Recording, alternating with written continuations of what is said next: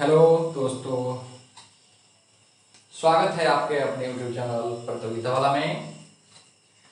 तो डॉक्टर साहब लोग, आज हम लोग बायोलॉजी के अगले पड़ाव को देखेंगे, अगले एपिसोड को देखेंगे और आज हम लोग एनर्जी के साथ आगे बढ़ेंगे। तो 12 क्लास हो या 10 क्लास हो, आप जो है इसे रेगुलर देखिए। आपके जो है रिप्रोडक्शन की जो चैप्टर है आपको बहुत अच्छे से हम क्लियर कर देंगे।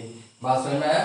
तो रिप्रोडक्शन का अभी जो देखा जा रहा है, तो उसमें जितना भी आप पढ़ रहे हैं अभी तो समय की केवल आपको एक झलक दिखा रहे हैं। अभी तो ट्रेलर चल रही है, पूरा फिल्म अभी बाकी है। तो आप लोगों ने अगला वीडियो को देखा क्या? जिसने अगला वीडियो को देखा कैसा लगा कमेंट में थोड़ी बता दीजिएगा, ठीक है? बाकी आपके लाइक से ही समझ में आ जाएंगे। तो चलिए हम लोगों ने और रह के बाद कि हम लगातार मेहनत कर रहे हैं, तो थोड़ी जो है आपको इसका प्यार तो दिखाना बनता है, ठीक है? तो चलिए हम लोगों ने अगला टॉपिक को देखने जा रहे हैं। तो हम लोगों ने अगले वीडियो में कहां तक डिस्कशन कर लिए थे? तो हम लोगों ने डिस्कशन कर लिया था कि नर और मादा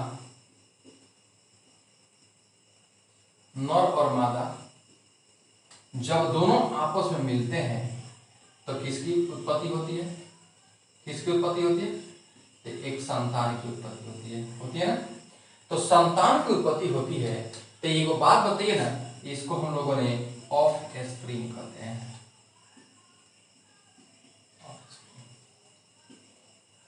तो आप उनको बताइए कि संतान की उत्पत्ति तभी होता है। हम लोग ये भी देखे थे कि भाई दोनों मिलते तो हैं, लेकिन बहुत से ऐसे समय आती है कि इनके मिलने के बाद ये संतान की उत्पत्ति नहीं हो पाते हैं। बहुत से समय के जीवों के द्वारा नहीं हो पाता है, ठीक है? थोड़ी सी समय के रुक जाइए, हम इसमें इंक डाल दें, ठीक है?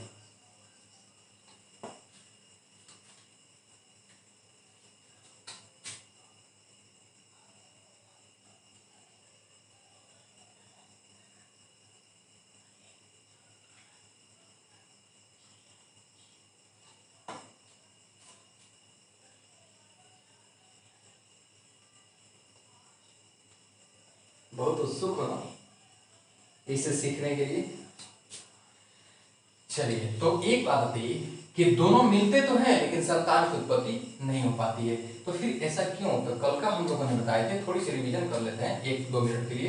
तो हम कहते हैं कि दोनों के तरफ से एक एक कोशिका आती है, जो कोशिका जन्म देने योग्य होती है। एक और ही बात बताइए ना, हम कहते हैं कि नर और मादा दोनों के किसी भी स्थान से थोड़ी थोड़ी कोशिका काट के मिला दिया जाता है, संतान की उत्पत्ति होगा? नहीं ना होगा।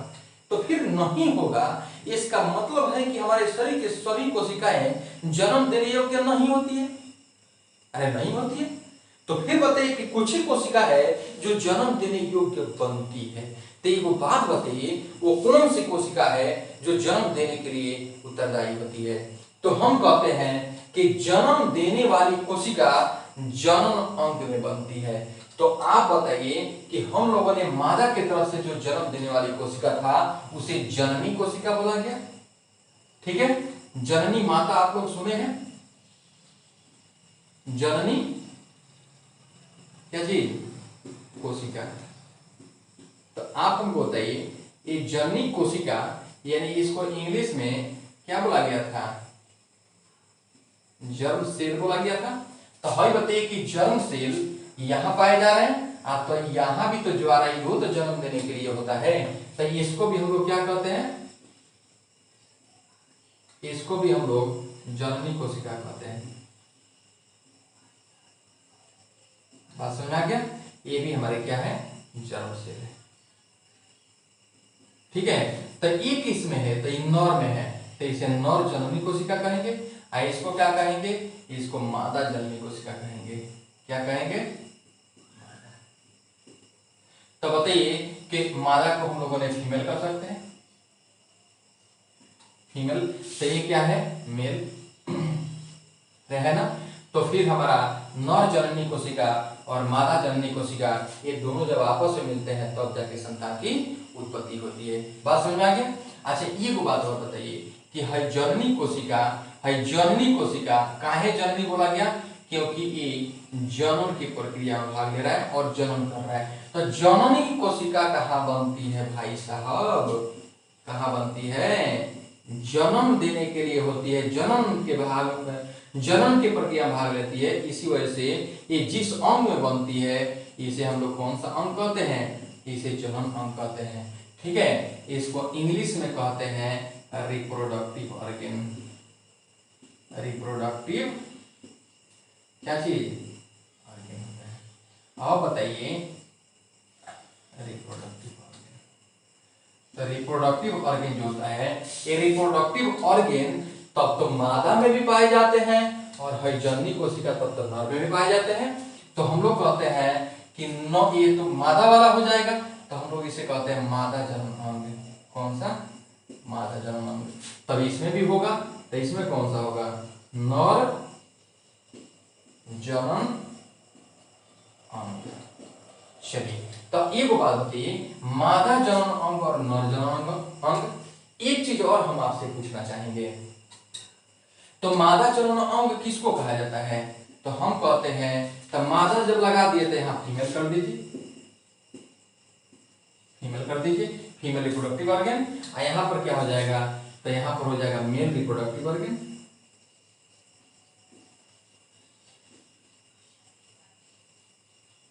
मेल रिप्रोडक्टिव कैसी ऑर्गन। बात समझ में आ रहा है? तो ये मेल रिप्रोडक्टिव ऑर्गन है और यह जो है फीमेल रिप्रोडक्टिव ऑर्गन है। चलिए तो मादा जनन अंग किसको कहते हैं? किसको कहते हैं? ओवरी को कहते हैं। ओवरी, हिंदी में इसे कहते हैं अंडाशय। किसको कहते हैं? अंडाशय को कहते हैं। बात समझ में आ गया? तो इसमें कौन सा है? इसमें कौन सा है? तो बताए थे कहाँ है? शरीर है, दोनों पैर है, दोनों पैर और दोनों पैरवा के बीचवा में पाए जाते हैं। क्या नाम दिए थे? क्या नाम दिए थे? भाई इसका नाम क्या था? इसका नाम था टेस्टिस। इंग्लिश हिंदी में क्या कहते हैं इसे? ब्रीसर।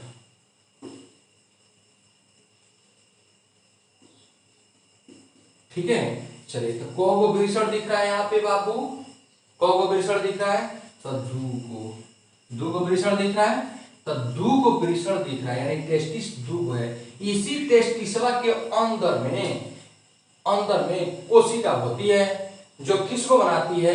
नर जननी कोशिका को बनाती है। हाँ, तो एक और चीज, नर जननी कोशिका का नाम हम लोगों ने क्या दिया था? स्पर्म दिया था। नर जननी कोशिका का नाम क्या दिया था? स्पर्म दिया था। इसको हिंदी में क्या कहते हैं? क्या कहते हैं बाबू? शुक्राणु कहते हैं। क्या कहते हैं? शुक्राणु। तो बताइए कि नर जननी कोशिका शुक्राणु को कहा जाता है। तो उसी प्रकार यहाँ भी तो होगा ना, इसके अंदर में भी तो कोशिका होंगे जो हमारे यहाँ मादा जनन अंग है। ये मादा जननी कोशिका है। इसका नाम क्या दिए थे हम लोगों ने? क्या दिए थे? अंडाणु दिए थे। क्या दिए थे? अंडाणु दिए थे ना। चलिए इसको इंग्लिश में क्या कहते हैं? ओवम। इसको इंग्लिश में तो स्पर्म हो गया, शुक्राणु हो गया। बात समझ आ गया?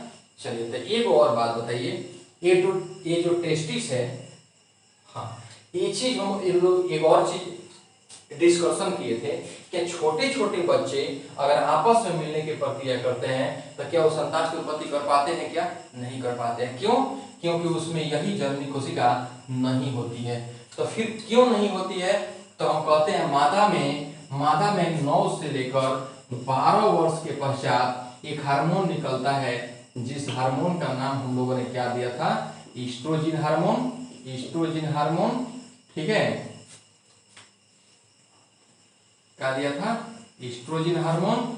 ठीक है, इसमें कौन सा हार्मोन होता है? तो इसमें जो हार्मोन होता है वह होता है, हाँ कितना साल वर्ष में ये निकलते हैं हार्मोन, तो यहाँ लिख रहे हैं ये हार्मोन जो निकलते हैं ये 12 से 14 वर्ष के क्रम में निकलते हैं। और ये कौन सा हार्मोन होता है, यह एंड्रोजिन हार्मोन होता है। कौन सा हार्मोन, एंड्रोजिन हार्मोन होता है। बात समझ में आ गया।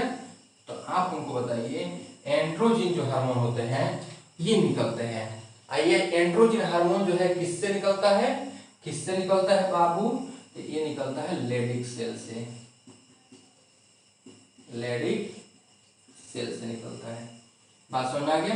ये जो है लेडिक सेल कहाँ पाए जाते हैं, तो लेडिक सेल आपको कहाँ पाए जाते हैं, टेस्टिस में पाए जाते हैं। इस सारा चीज हम लोगों ने देखेंगे, लेकिन एक 12 से 14 वर्ष के बाद ही क्यों निकलते हैं, तो यह गोनाडोट्रोपिन रिलीजिंग हार्मोन, ये जो है ना इसको जगाने के लिए, इसको निकलवाने के लिए इस लेडीज सेल को जगाना पड़ेगा।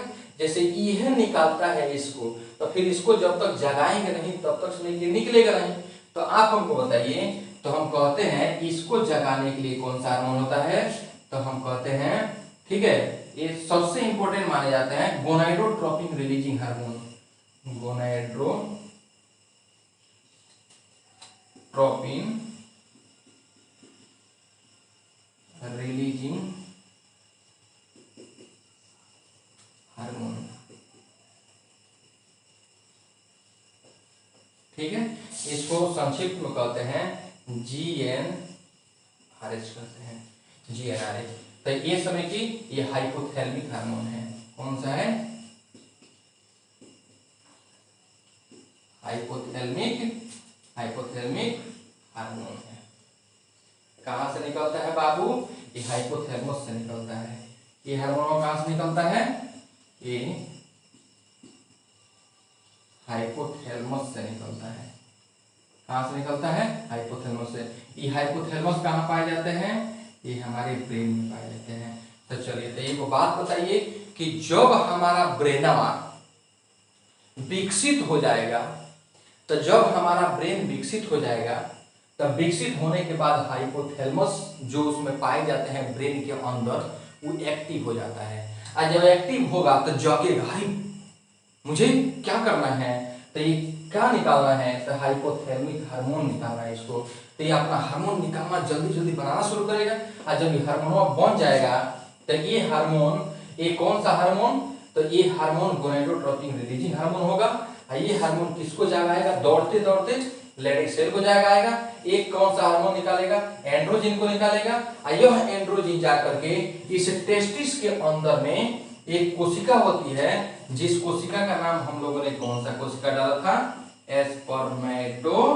एस्पर्मेटोगोनिया सेल डाला था। ये जाकर के एस्पर्मेटोगोनिया सेल को मार के लात जगाएगा। और यह एस्पर्मेटोगोनिया जब जगेंगे तो जग करके किसको बनाएंगे, ये हमारे स्पर्म सेल को बनाएंगे। बात समझ में आ गया, यानी कि ये शुक्राणु बनाएंगे।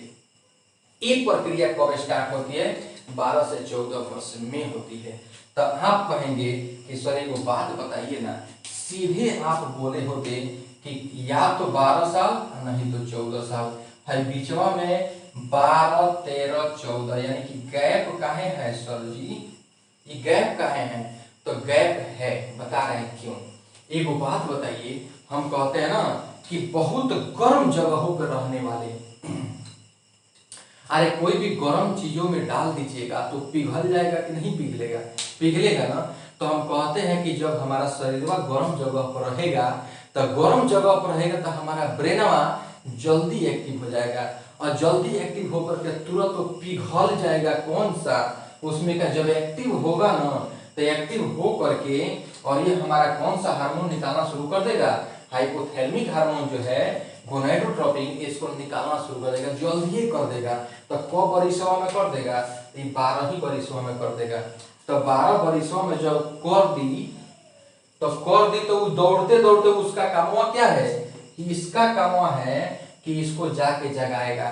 तो दौड़ के जाके जगाया इसको, तो जैसे ही जगा तुरंत वो किसको जगाया, तो वो जगा दिया कि इसको, वो तुरंत इसको निकाला और निकाल के कहा कि दौड़ के जाओ जल्दी से, काम अभी तक बंद है। ये इसको जगाया, ये जब जग जाएंगे तो ये प्रक्रिया स्टार्ट हो जाएगी। कब स्टार्ट हो जाएगी? 12 वर्ष में, ठीक है। हाँ, थोड़ी टेम्परेचर अगर कम रहे, जैसे बहुत ज्यादा गर्मी अगर न रहे, थोड़ी मॉडरेट टेम्परेचर, मतलब ना तो ज्यादा गर्मी ना ही ज्यादा ठंडी, तो उस समय के ना 13 वर्ष पर स्टार्ट हो जाते हैं। मतलब इसका कहने का मतलब है, अच्छा एक बात बताइए, भाई हमारा ऑफिस है, ठीक, भाई तुम लोग जो है ना, तुम लोग सब यहाँ सोया है, सोया है, सोया है, चलिए, तो भाई हम हैं, हम हैं, थोड़ा अच्छा सा बना दें, भाई तुम लोग हो, ठीक है, भाई अमृता है, शिवानी है, पूजा है, भाई मंगेश है, भाई जो है ना कुछ है, रंजीत है। तो बताइए कि हम जो है 3 बजे रात में जग गए, 3 बजे रात में जग गए, तो जाके इसको लात मारे, ये तुरंत उठ गए, अब उठ के ये जाकर के इसको जगा दिए, ये जाके इसको जगा दिए, ये जाकर इसको जगा दिए, ये जाके इसको जगा दिए। तो कहने का मतलब है कि सबसे पहले जगाने का काम हमारे पास से शुरू होगा। तो ये बात बताइए कि हम जब उठेंगे तो अभी जाकर के हम इसको जगाएंगे, तो इसको जगाएगा, इसको जगाएगा, इसको जगाएगा, इसको जगाएगा। अगर हम ही जो है 3 बजे के जगह हम 7 बजे अगर उठ रहे हैं, तो फिर इस सारा काम कब शुरू होगा? 7 बजे शुरू होगा। हम जो है जल्दी उठ गए तो हमारा काम जल्दी शुरू हो गया। इसका मतलब है कि वह हमारे उठने के आधार पर ये हमारा काम शुरू होने जा रहा है। बात समझ में आ गया? तो हम उठेंगे तो इसको उठाएंगे, यह इसको उठाएगा, यह इसको उठाएगा, यह इसको उठाएगा, यह इसको उठाएगा। बात समझ में आ गया? तो हम कहते हैं कि हम जब उठेंगे ना तबे से समय के काम शुरू होगा।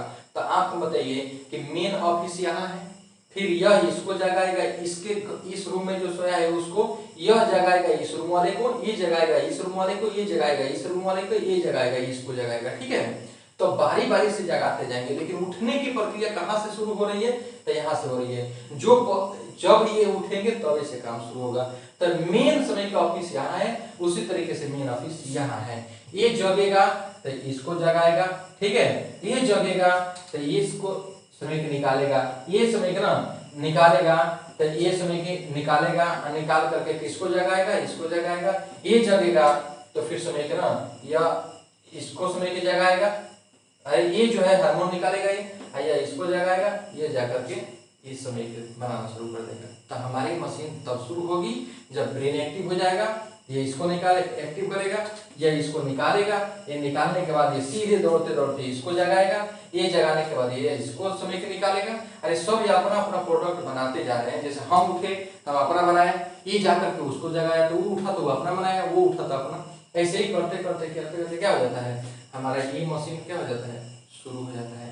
तो जब मशीन शुरू हो जाएगा तो ये मशीन हमारा क्या बनाएगा? शुक्राणु को बनाना शुरू कर देगा। और जब ये शुक्राणु को बनाना शुरू कर देगा तो आपको पता ही है कि है क्या है? शुक्राणु तो है। जब से बनना शुरू हो जाएंगे तब इनको मिलने के पश्चात अब संतान की उत्पत्ति शुरू हो जाएगा, ठीक है। लेकिन हाँ एक चीज और, इनका तो बन रहा है लेकिन इनका नहीं बनना है। फिर नहीं बन रहा है तो दोनों मिलेंगे तो मिलने से क्या फायदा है? एक को मिलने से थोड़ी ना संतान उत्पन्न हो जाएंगे, नहीं। तो मिलने के लिए दोनों को चाहिए, ठीक है। तो फिर यहाँ से समय इसको भी बनना चाहिए। तो ये भी कब बनता है? तो ये भी बनता है हमारे 9 से लेके 12 वर्ष में। तो ईस्ट्रोजन हार्मोन जैसे जैसे यहाँ प्रक्रिया चल रही है वैसे वैसे यहाँ भी प्रक्रिया चलेगी। ये फीमेल के शरीर में भी ब्रेन एक्टिव होगा, वो भी समय के गोनाडोट्रोपिन रिलीजिंग हार्मोन निकालेगा, वो भी जाकर के उसको लेडिक सेल तो नहीं, वो उसको जाकर के ये समय की क्या चीज, ओवरी के अंदर समय के उसको कार्य करेगा, और ओवरी के अंदर कार्य करके और समय के ना यह ईस्ट्रोजन हार्मोन जो है यह हमारे अंडाशय के ऊपर कार्य करता है। अंडाशय के कौन सा कोशिका के ऊपर कार्य करता है वो नहीं लिखे हैं क्या? चलिए तो हमारे किसको, ये जो है अंडाणु को बनाने वाली कोशिका, जिस तरीके से यहाँ से स्पर्मेटोगोनिया है वैसे ही यहाँ होता है oogonia। क्या होता है? oogonia सेल होता है, oogonia सेल होता है। तो बताइए ईस्ट्रोजन आकर के किस पर काम करेंगे? oogonia पर। तो यह किसको बनाएगा? तो इसको बनाएगा। तो आप बताइए कि ये प्रक्रिया कब शुरू होती है? तो इसका ब्रेन कब एक्टिव होता है फीमेल का? 9 से लेकर 12 वर्ष में। आपको अब समझ में आ गया कि ये गैप क्यों है? जब बहुत गर्म जगहों पर फीमेल रह रही होगी तो उसमें 9वें साल में शुरू हो जाएगा, थोड़ी ठंडी आएगा तब 10 साल में शुरू हो जाएगा, और थोड़ी ठंडी है तो 11 साल में, और ज्यादा ठंडी है तब 12 साल में शुरू होगा, बहुत अधिक ठंडी है तब 13 साल लग सकता है, 14 साल लग सकता है। इसमें कोई समय निश्चित नहीं है। बात समझ में आ गया? तो हई जब से समय की ये जगेंगे तो इसको निकालेंगे, और जब ये जगेंगे तो ये जननी कोशिका है, और यही जननी कोशिका जब से निकलना शुरू हो जाती है तब से उनका मैच्योरिटी यानी कि संतान की उत्पत्ति करने योग्य बन जाते हैं। बात समझ गए? तो ये अकेला संतान की उत्पत्ति नहीं करेगा, ये दोनों को आपस में मिलना पड़ेगा, और मिल करके हर दोनों आपस में जब मिलेंगे तो हई बाबू साहब की उत्पत्ति होगा। बात समझ में आ गया? चलिए, तो अब बताइए एक चीज और, ठीक है, ये जो है 9 से 12 वर्ष में शुरू तो हो जाते हैं, लेकिन क्या इसके पूरे लाइफ निकलते ही रहते हैं क्या? नहीं, पूरी लाइफ नहीं निकलते हैं। ठीक है, तो ये बताइए कि कब तक निकलता है? तो हम कहते हैं कि बहुत से समय के आपको किताब में मिलेगा 40 से 45, लेकिन आपके 45 से 50 साल तक ये समय के निकलते रहते हैं। 45 से 50 साल के बाद ये बंद हो जाते हैं। ठीक है, बंद हो जाते हैं तो उसको हम लोग क्या कहते हैं? उसको कहते हैं मीनोपॉज। क्या कहते हैं? आप बताइए, आप जो है टीवी में जो पॉज कर देते हैं तो पॉज मतलब क्या होता है? रुक जाना है। तो क्या ये भी तो कुछ रुकाने का काम कर रहा है ना?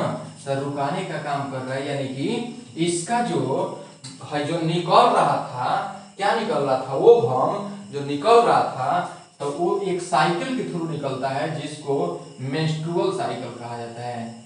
मेंस्ट्रुअल साइकिल, ठीक है, इसको मासिक स्राव चक्र कहते हैं। क्या कहते हैं? मासिक